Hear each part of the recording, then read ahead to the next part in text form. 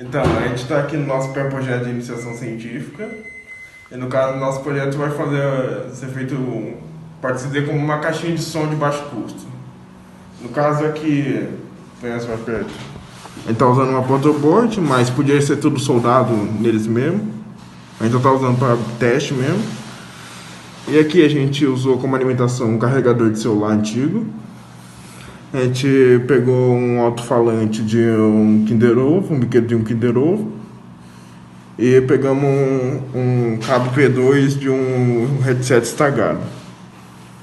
Aí a gente pegou também um capacitor, um controlador de tensão.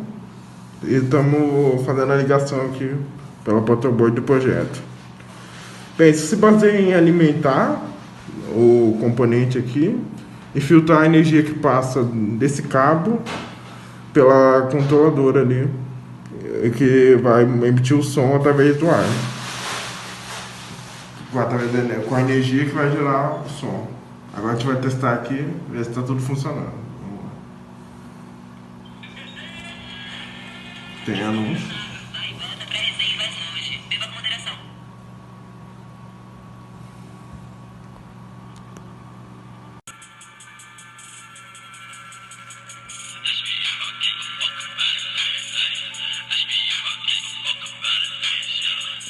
E como pode ver, funcionou bem.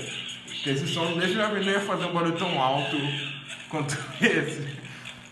É isso que o amplificador faz, ele pega o som que é do celular e aumenta ele através do circuito.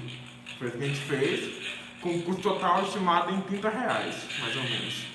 E é isso.